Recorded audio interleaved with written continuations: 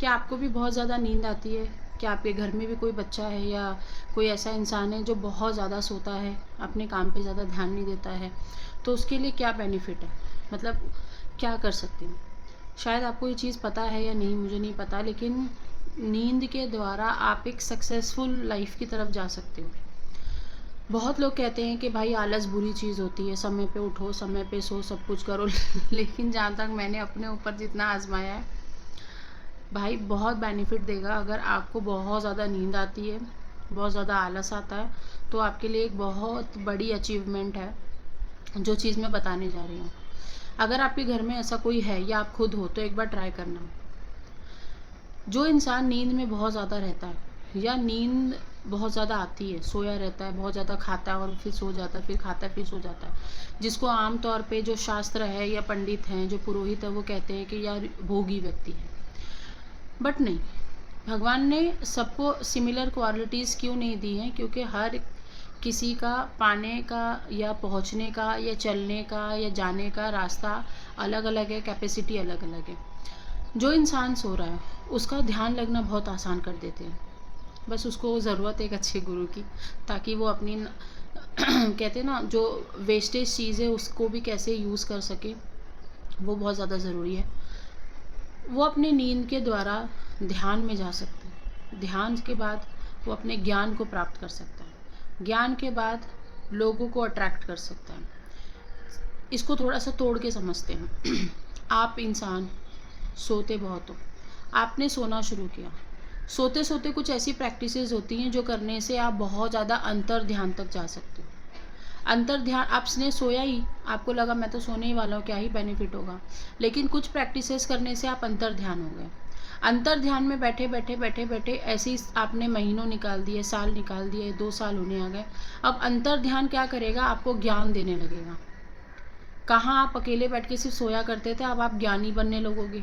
आपके अंदर ज्ञान बहुत आ जाएगा, टूट टूट के आपको ज्ञान की बहुत ज़्यादा, इतना ज्ञान आ जाएगा कि आप किताबें लिख सकते हो। अपने ज्ञान, अपने दिमाग में से इतना ज्ञान निकाल निकाल के 2-4 चैनल भर सकते हो। इतनी बातें आपके पास आ जाएंगी कि आप सब लिख सकते हो। जब आप लिखना शुरू कर सकते हो, आप बोलना शुरू करोगे, तो लोग आपके प्रति आकर्षित हो सकते हैं। आपके प्रति लोग जितना आकर्षित होंगे, आपके पास उतनी ज़्यादा चीज़ें आपके पास आकर्षित होती हैं।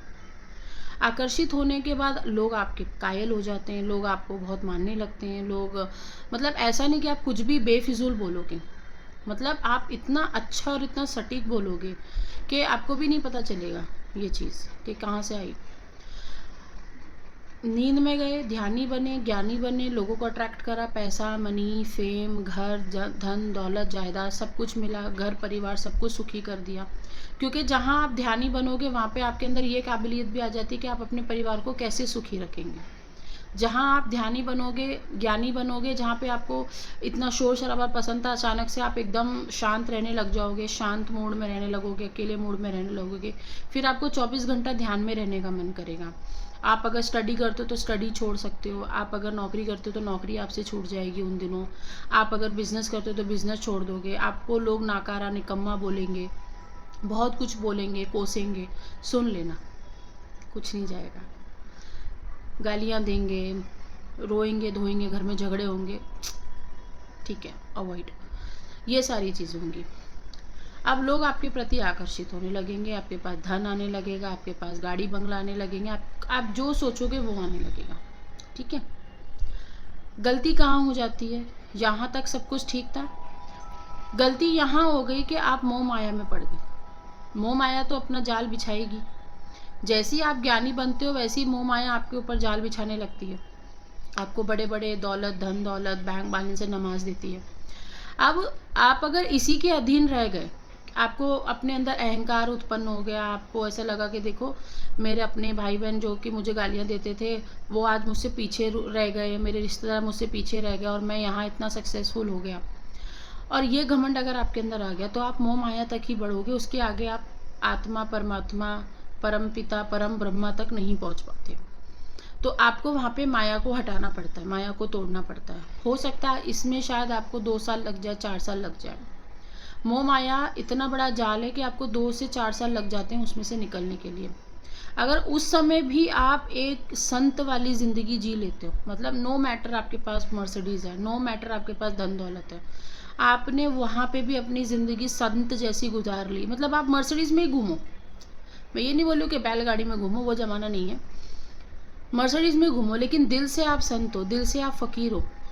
भले ही आप 4-5 करोड़ के घर में रह रहे हो, लेकिन दिल से फ़कीर हो। आपके घर में कोई आता है तो आप उसको भूखा नहीं भेजते हो, आपके लिए कोई काम करता है तो आप उसके लिए सब कुछ अवेलेबल कर देते हो, आपके लिए कोई आपको बहुत प्यार करता है तो आप उसके लिए जान देने के लिए तैयार होते हो, मतलब दिल से आप फ़कीर हो ना।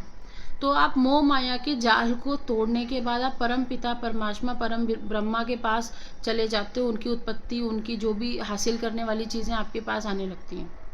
फिर आप ये एक योगी, महायोगी, समाधि वाले बाबा, सबके बारे में आपने सुना होगा, वो लेवल के आप क्रिएट करने लगते हो अपने ऑरा को, वो लेवल का आपका वो चक्र, आपका ऑरा, आपकी शक्तियाँ, आपका मेडिटेशन, सब कुछ इतना प्योर हो जाता है और उस दिन प्राप्त होते हैं परमात्मा। अब बोलो, नींद बुरी चीज़ है या अच्छी चीज़ है? इसीलिए मैं कहती हूँ, भगवान ने जो भी चीज़ दी है ना, बहुत सोच समझ के दी है। कोई इंसान गुस्सा बहुत करता है, उससे भी हम परमात्मा को प्राप्त कर सकते हैं। कोई इंसान खाता बहुत है, उससे भी हम परमात्मा को प्राप्त कर सकते हैं। कोई बहुत बड़ा तांत्रिक है, उससे भी हम परमात्मा तक जा सकते हैं। सारे रास्ते परमात्मा ने ओपन कर रखे हैं, लेकिन हम कुछ नालायक हैं जो कहते रहते हैं भगवान हमारी सुनता नहीं है। शरीर के अंदर आपको ऐसी शक्तियाँ, ऐसी क्वालिटीज़ देकर भगवान ने भेजा है, बस आपको उसको यूज़ करना है सही तरीके से। कुछ प्रैक्टिसेस ऐसी हैं जो मैं यहाँ पे नहीं बता सकती हूँ, लेकिन बिना गुरु के नहीं करना चाहिए, क्योंकि ऐसे में बहुत सारे हमारे जो पोर्टल्स होते हैं चक्रों के, वो ओपन हो जाते हैं और रात को बहुत सारी आत्माएं दिख जाती हैं और पाताल योनि से भी बहुत सारी आत्माएं हम पे अटैक कर देती हैं या हमें भ्रमण के लिए छोड़ देती हैं, और जब हम सुबह उठते हैं तो शरीर टूटा फूटा नाश किया हुआ मिलता है।